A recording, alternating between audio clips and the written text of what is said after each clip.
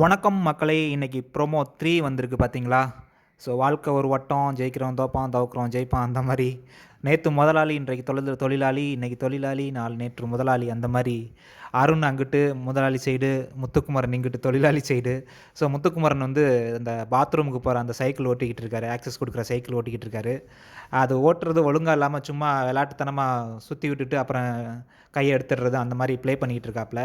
So முத்துவுக்கு கரெக்ட்டா தெரியும் எந்தெந்த இடத்துல கன்டென்ட் கொடுக்கணும் அப்படின்னு. ஸோ அதை தான் பண்ணிக்கிட்டு இருக்கான். ஸோ அருண் அங்கேருந்து மேனேஜர் அருண் வந்து யூனியன் லீடர் நம்ம அன்சிதாட்ட வந்து சொல்கிறாங்க, அவங்கள வந்து ஒழுங்காக வந்து பெடல் பண்ண சொல்லுங்கள், ஒழுங்காக பண்ண மாட்டுறாரு அப்படின்னு. உடனே முத்து வந்து கவுண்டர், அவங்களுக்கு தேவை சைக்கிள் தானே, ஒரு வீல் தானே சுற்றணும் அப்படின்னு சொல்லி அதை சுற்றி விட்டு கையை எடுத்துட்றாப்புல.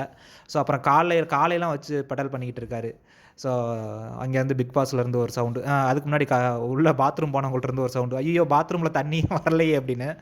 அடுத்து தான் பிக் பாஸ்லேருந்து ஒரு சவுண்டு வருது, பாத்ரூம் ஆக்சஸ் கொடுக்குற அந்த பெடல், சைக்கிள் பெடல் வந்து சுத்தப்படவில்லை, அதனால் வந்து பாத்ரூம் ஏரியாவை க்ளோஸ் பண்ணுங்கடா, இனிமேல் பாத்ரூம் ஆக்சஸே கிடையாது அப்படின்ட்டானுங்க.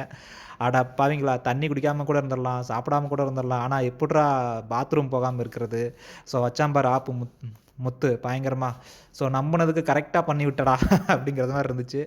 ஸோ ஒரு மீட்டிங் போடுறானுங்க, போட்டு முத்து நம்ம மஞ்சரி சொல்கிறாங்க, இது வந்து விளையாடுற இடம் கிடையாது, நீ பண்ணது தப்பு அப்படிங்கிற மாதிரி சொல்கிறாங்க. ஸோ அந்த ஒரு குழந்தைய கொஞ்சம் மாதிரி தான் கொஞ்சுறாங்க. இது அருணாக இருந்தால் வேறு மாதிரி பண்ணியிருப்பாங்க அந்த பொண்ணு. ஸோ அருண் எந்திரிச்சு சொல்கிறாப்புல, இது வந்து இத்தனை பேரோட உழைப்பாளிகளோட அந்த உழைப்பை வந்து கொச்சப்படுத்துறது மாதிரி பண்ணது மாதிரி ஆகி போயிடுச்சு அப்படின்னு வந்து அருண் சொல்கிறாப்புல.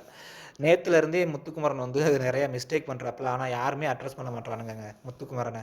நம்ம சொன்னாலும் நம்மளையும் திட்டுறானுங்க என்னன்னே தெரியல. ஸோ ஒருத்தனை பிடிச்சிச்சு அப்படிங்கிறதுக்காக அவன் பண்ணுற தப்பையெல்லாம் ரைட்டுன்னு சொல்கிறது எந்த விதத்தில் நியாயம் அப்படின்னு தெரில. ஒருத்தவனை பிடிக்கலை அப்படின்னா அவன் சொல்கிற ரைட்டான விஷயங்களையும் நம்ம தப்புன்னு சொல்கிறதும் எந்த விதத்தில் எடுத்துக்கிறதுன்னு தெரியலை. ஸோ நேற்று அந்த ஃபஸ்ட்டு வந்தவுடனேயே முத்து ப்ரொவோக் பண்ணியிருப்பான் பார்த்தீங்களா? ஸோ 3 ரூல்ஸு, அந்த 3 ரூல்ஸுமே யார்ட்டையுமே டிஸ்கஸ் பண்ணாமல் வந்து சொன்னது, அது வந்து ஜாக்லின் வந்து சொன்னதுக்கப்புறம் தான் எல்லாருக்குமே தெரியும், ஓ யார்ட்டையுமே டிஸ்கஸ் பண்ணாமல் வந்து தலைவர் சொல்லியிருக்காப்புல அப்படின்னு.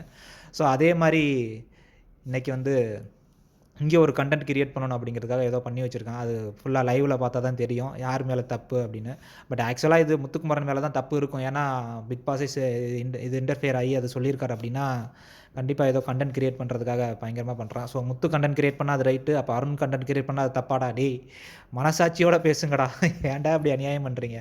ஸோ வர்ற டேஸில் முத்துக்குமரனோட உண்மையான அந்த கேம் எப்படின்னு தெரியும், பார்க்கலாம் எப்படி இருக்கும். லைவில் பார்த்துட்டு நான் உங்களுக்கு கரெக்டான டீட்டெயில்ஸ் அப்டேட் பண்ணுறேன். Thank you so much. Be in touch. Thank you.